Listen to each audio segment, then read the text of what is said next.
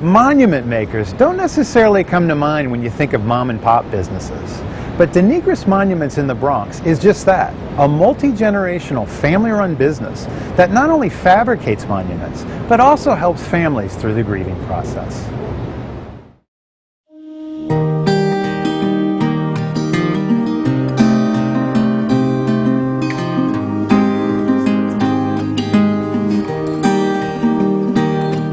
We believe in commemorating life is the way we look at it. We feel that everybody's grave should be marked with something. Doesn't have to be gigantic, but it should be marked.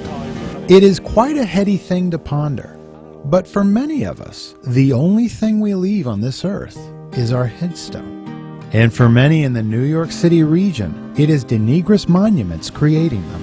As wholesale fabricators, they specialize in monuments and mausoleums, providing them to over 500 cemeteries in 4 states. From a simple marker for a beloved pet to an intricately constructed mausoleum, Denigris Monuments designs and creates them using a combination of old world techniques and modern technologies. They produce some 10,000 monuments yearly for all religious denominations and cultural backgrounds. It was started by my grandfather. He started in 1910, and he was basically in the granite building business, stairs and fascias on buildings. And then when the Depression hit, he got into the monument business. And like I say, I'm 3rd generation. I'm here with my brother and my son and my nephews. Well, when I was a kid and I worked here as a teenager, people would ask me, "What do you do?" And I would tell them what I did. And most of the time the reaction was, "Ooh, you know, that's dead people," you know, that kind of thing. And then little by little, over the years, more and more people I found would say, "Wow, that's really interesting." Everything is done in-house in Denigris' Bronx workshop, which has the trappings of an old-world stone artisan's studio. Skylights cast sunlight on dozens of granite slabs waiting to be carved and shaped. The process starts with bringing in enormous blocks of granite from Rock of Ages Quarry in Barre, Vermont.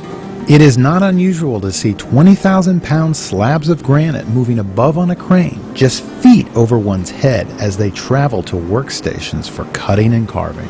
Monuments are first designed on computer with appropriate lettering and symbols laid out on a pattern. Next, the granite is cut to specification. This is a splitter. It's got chisels on the bottom that are stationary, and the top chisels move down to the stone and split it, kind of like the teeth in your mouth. The stone is then further carved and shaped by hand in machine.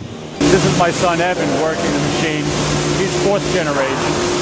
And what this machine does is makes the top of the stone, where it was once rocky and rough, it smooths it out. It's just an amazing machine. Lettering and symbols are then either carved, etched, or sandblasted into the stone. This is a synthetic rubbery, and it's adhesive on one side. Just stick it onto the stone, and then you pull out whatever letters or design is cut. Where you pull the stencil away from the stone, and the stone is exposed, that's what gets sandblasted.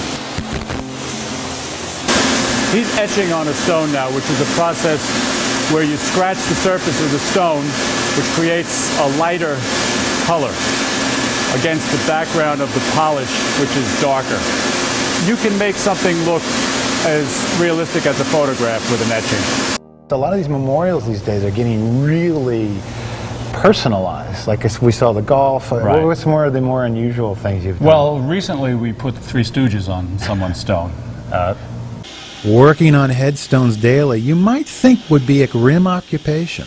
One thing I noticed while I was here is that, strangely, like, this is a happy place. Like, you guys enjoy your work. I mean, my preconceived notion would be that it would be kind of a solemn thing, but it really isn't. I mean, you guys, it's a craftsman shop, Yeah, basically. Yeah, I think what people who work here are really interested in is making a product that the customer will be satisfied with.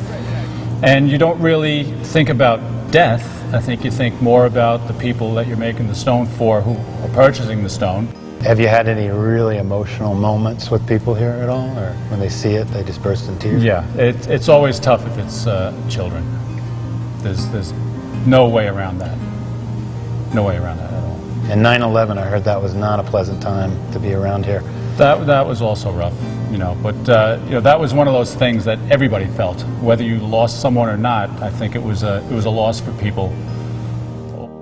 And with this amount of decades under its belt, the Denigris family has put up quite a few well-known monuments. They include Monument Park at Yankee Stadium, jazz musician Miles Davis's headstone in New York's Woodland Cemetery, and father of the electric guitar Les Paul's memorial in Wisconsin. You know, people go through a lot when somebody passes, and it's not until that monument or marker is on the gravesite that the final closure comes.